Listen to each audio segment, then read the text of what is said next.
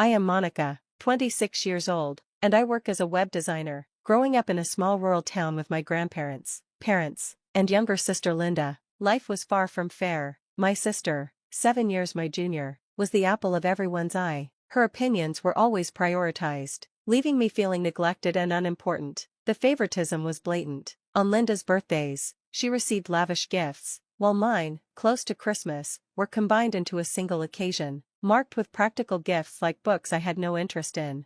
When Linda started playing soccer, our parents were her biggest supporters, never missing a game or practice. In contrast, when I played my final tennis match in middle school, they were too busy driving Linda somewhere to attend. This pattern of disparity defined my childhood, fostering a growing sense of inadequacy and loneliness. Still, Linda wasn't blind to the injustice. She often stood up for me when our parents compared us harshly. "Monica is good at studying and teaching. She can do anything," she'd say. After my last tennis match, she even handed me a bouquet of flowers she had picked herself, whispering, "Good job." Our grandparents, too, tried to intervene on my behalf, reprimanding my parents for their behavior. But when my grandmother passed away, and soon after my grandfather, any buffer against my parents' criticism dissolved. Linda continued to support me for a while, but as my mother began targeting her with the same harshness, she eventually stopped. "If you're always going to side with your sister, you might as well stand outside too," my mother would sneer. To protect Linda, I told her to stop defending me. From then on, Linda focused on excelling in sports and academics, becoming the daughter my parents could proudly praise. Meanwhile, our parents' finances took a hit after the funerals, and they informed me there was no money for college. My dream of studying design at university was crushed. Instead, I graduated high school and took a job at a small design company far from home. There, I worked tirelessly, starting as an office assistant but seizing every opportunity to learn from the designers. My passion for web design kept me going, and I spent weekends studying online courses to build my skills.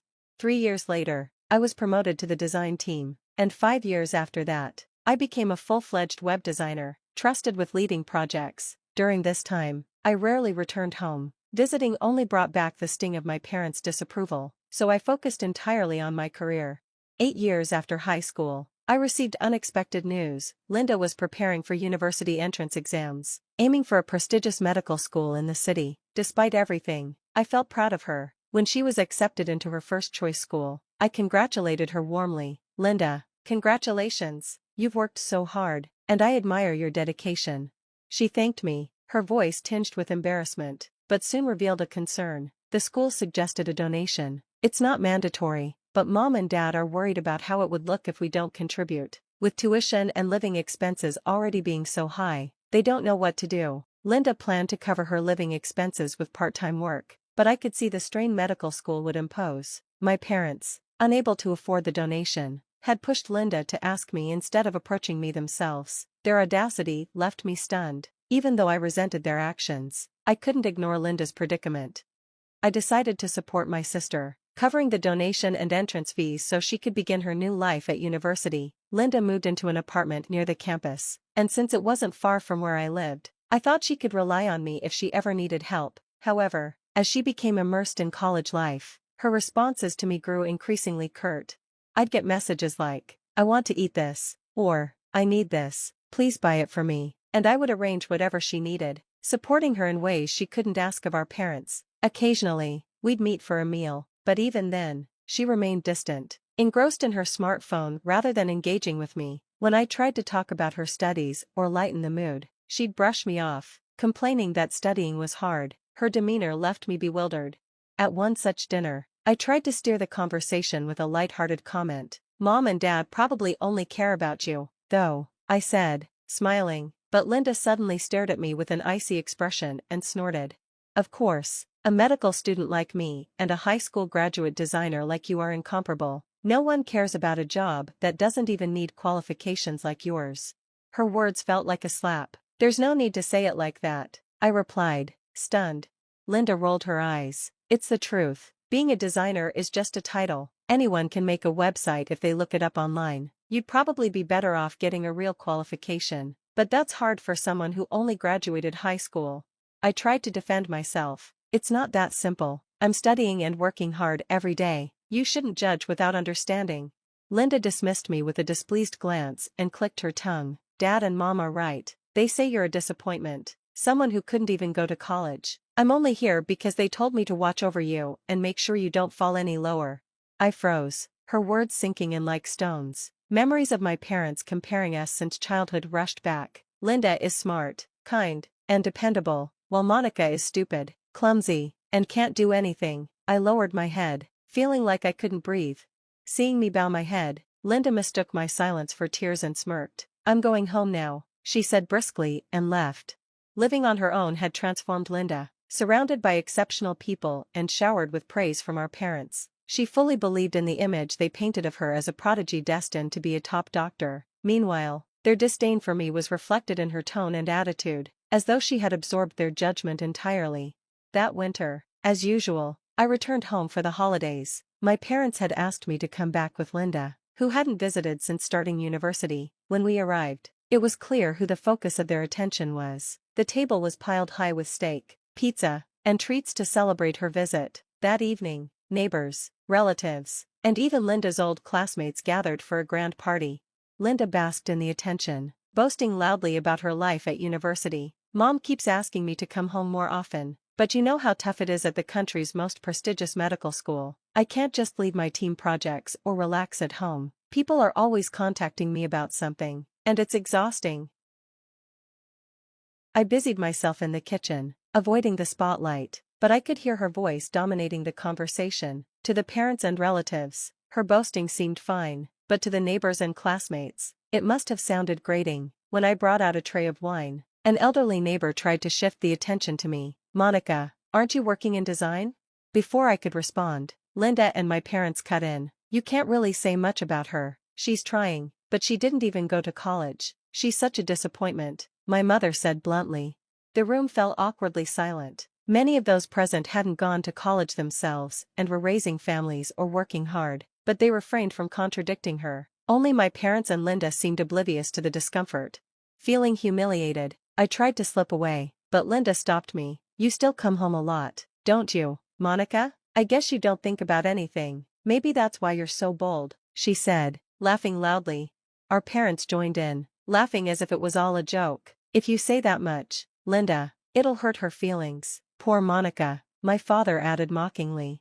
My anger boiled over. I clenched my fists and managed to squeeze out. It's better if I don't come back next year. I get it. Relatives and neighbors looked at me with concern, but I ignored them, putting down the tray and grabbing my coat and bag. Linda smirked as I prepared to leave. I understand. Don't bother coming back again, she said with a wave, and my parents echoed her sentiment with casual indifference.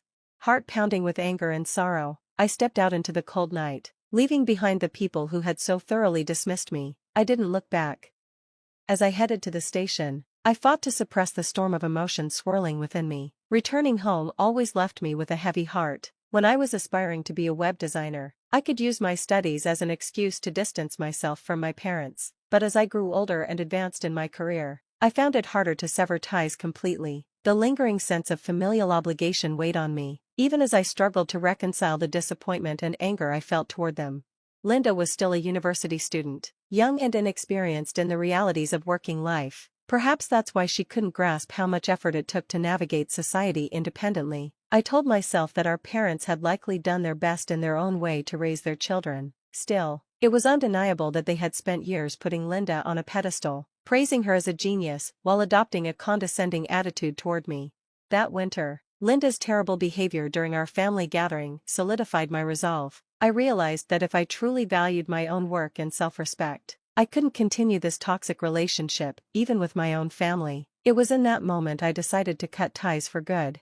Months passed after that decision. One day, I received an unexpected call from Linda. When I didn't answer, she persistently left messages, urging me to pick up. Reluctantly, I finally answered. Did you pay my tuition properly? Linda's voice carried a mixture of urgency and entitlement. I responded calmly. I paid the donation and the entrance fee before you enrolled. What about this year's tuition? The university is asking for it urgently, she replied. I don't know anything about that, I said. Even over the phone, I could sense Linda's discomfort. Indeed, I had drained my savings to cover her initial costs, the entrance fee, donation, and tuition for her first year. Those expenses had almost depleted my finances at the time, and I'd planned to pay subsequent fees as they came due. But after the incident at the end of the year, it was inconceivable that they would expect me to continue supporting Linda, especially after being told not to come home. I paid the donation because I wanted to support you, I said firmly. Didn't mom and dad send you to an out-of-state private university because they could afford the tuition? Or did they do it knowing they didn't have the money? That's not it, Linda stammered. I have wealthy friends, so there are other expenses besides tuition and living costs. Mom and dad somehow managed those, but now they don't have the money for tuition. That's why they told me to contact you. It all made sense. My parents had likely counted on my financial support from the start, especially after I advanced in my career. I had moved to a major design firm, where my skills were recognized, and my salary had increased significantly, while I had saved diligently. My support for Linda was meant to be temporary, not a permanent obligation. From the sound of it, the savings meant for her education had been squandered on her leisure activities. Despite this, I no longer had the emotional capacity to forgive. Helping with the tuition wouldn't have been financially difficult, but I refused. A few days later, my parents called, demanding I pay Linda's tuition. Their accusatory tone only deepened my resentment. It was clear that they didn't see me as part of the family, only as a source of money. Their lack of respect and consultation made it impossible for me to comply. Linda began calling almost daily. Her messages were filled with self-centered pleas. Please pay the tuition. If you don't, I'll be expelled. Scholarships and part-time jobs aren't enough. It would be a waste if someone as promising as me had to leave school. I'll pay you back when I start working. Just help me. As family. She even left absurd messages like, if you're upset because they told you not to come home, I can try persuading mom and dad. I saved her messages in a separate file, then deleted everything else and blocked her number. No one deserves to be treated as a doormat just because they're family. After that, I completely cut off communication with them. A relative later told me that Linda managed to secure scholarships and loans to cover her second year's tuition. However, without financial support for living expenses, she had to work part-time. Balancing work with her studies proved too difficult, and she ended up failing several courses. Eventually, she dropped out of university altogether. With no other options, Linda returned to live with our parents, but with their finances drained, there was no money to consider transferring her to another school. She didn't seek work locally either. Instead, she became reclusive, spending her days immersed in video games and lashing out at night in fits of stress. A friend who lived nearby later told me that the sounds of family arguments could be heard regularly from their house. My parents, once so proud of Linda, seemed powerless to confront her. As time went on, things only worsened. My father, under immense stress, caused a scandal while commuting to work. He was accused of groping a woman on the train, and though the case was settled without charges, he resigned in shame. My mother, who had little work experience, struggled to find a job that could sustain the family. They occasionally tried to contact me through relatives, but their messages were always the same, demanding and unapologetic. Eventually, even the relatives lost patience. We'll handle it here. Don't worry, they told me, cutting off any further attempts at communication. I heard through the grapevine that Linda and my father, both unemployed, were living in near destitution. My mother, frustrated and overwhelmed, had disappeared entirely, leaving them to fend for themselves. Without any goodwill left in the neighborhood, help from others was non-existent. Meanwhile, my life had taken a different path. My career as a designer flourished. I was invited to join a major project that would leave my name known in the industry. With the project wrapping up and my savings secure, I decided to pursue a long-held dream, taking university entrance exams. Now, I plan to study business management, with the goal of going independent in the future. For the first time in years, my heart is racing with excitement for the challenges ahead.